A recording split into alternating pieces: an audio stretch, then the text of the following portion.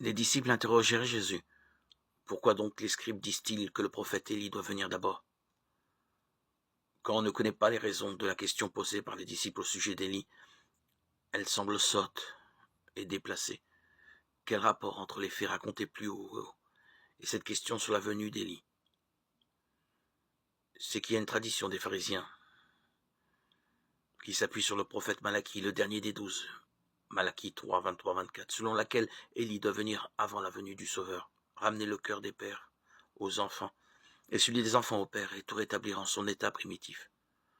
Donc les disciples estiment que cette transformation glorieuse est celle dont ils avaient été témoins sur la montagne, et ils disent: si tu es déjà venu dans la gloire, comment se fait-il donc que ton précurseur n'apparaisse pas, d'autant plus qu'il avait vu Élie disparaître?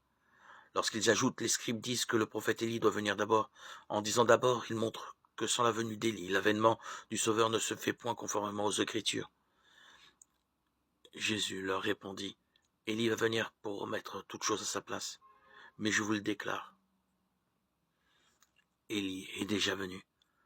Celui-là même qui doit venir en sa réalité corporelle, au second avènement du Sauveur, est venu maintenant, en vertu et en esprit, en la personne de Jean. Mais au lieu de le reconnaître, ils lui ont fait tout ce qu'ils ont voulu.